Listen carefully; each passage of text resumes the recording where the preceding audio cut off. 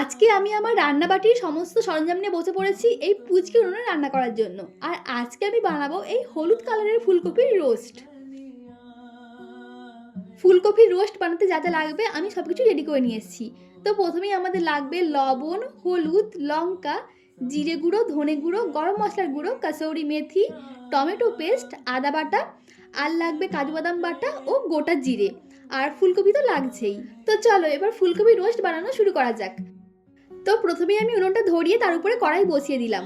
কড়াইটা গরম হয়ে যাওয়ার পর এর মধ্যে দিচ্ছি সরষের তেল, আর তেলটা একটু বেশি করেই দিলাম। তেলটা গরম হয়ে যাওয়ার পর এর মধ্যে দিয়ে দিচ্ছি কেটে রাখা ফুলকপি। আগের দিন মায়ের সাথে হাটে বাজার করতে গিয়ে প্রথমবার এই হলুদ ফুলকপি থেকে কিনে এনেছিলাম। আমি কিন্তু এর আগে কখনোই এমন হলুদ কালারের ফুলকপি দেখিনি। পরিমাণ মতো নুন দিয়ে প্রথমে আমি ফুলকপিটা ভেজে নেব। ফুলকপিগুলো এমন হালকা ভাজা হয়ে গেলে তেল থেকে তুলে সাইডে রেখে দেব।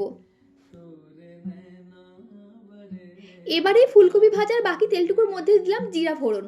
জিরাটাকে হালকা করে ভেজে নিয়ে এর মধ্যে দিচ্ছি আদা বাটা ও টমেটো বাটা।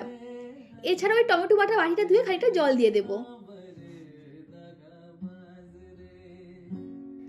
আদা ও টমেটো বাটাটাকে এখন খুব ভালো করে কষিয়ে নিতে হবে। এই মশলাটা কষানো হয়ে যাওয়ার পর এর মধ্যে আমি একে একে সমস্ত গুঁড়ো মশলাগুলো অ্যাড করব। তো প্রথমে দিলাম হলুদ গুঁড়ো, লঙ্কার গুঁড়ো, ধনে ও জিরে গুঁড়ো। ধনে ও জিরেটা এখানে একসাথে গুঁড়ো করা আছে। এবার দিচ্ছি গরম মশলার গুঁড়ো, আর সবশেষে দিচ্ছি কাসুরি মেথি।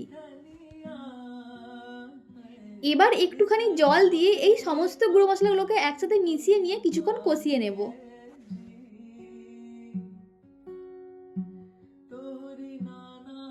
সমস্ত মশলাপাতি ভালো করে কষানো হয়ে যাওয়ার পর যখন মশলা থেকে তেল ছেড়ে দেবে তখন এর মধ্যে দিয়ে দেবো কাজু বাদাম বাটা।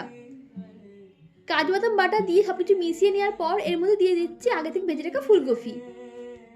সমস্ত মশলাপাতির সাথে ফুলকপিটা ভালো করে মিশিয়ে নিয়ে খানিকটা জল দিয়ে কিছুক্ষণ ফুটিয়ে নিলে কিন্তু আমাদের নিরামিষ ফুলকপি রোস্ট হয়ে যাবে একদম রেডি। এটা নামানোর আগে ওপর দিয়ে একটুখানি ঘি ছড়িয়ে নিলে কিন্তু ব্যাপারটা আরও ভালো হতো, তবে হাতের সামনে ঘি ছিল না তাই আর দিতে পারলাম না। নিরামিষ ফুলকপি রোস্ট এটা দেখতে তো ভীষণ সুন্দর হয়েছে। তো এবার চলো খেয়ে দেখি যে খেতে কেমন হয়েছে।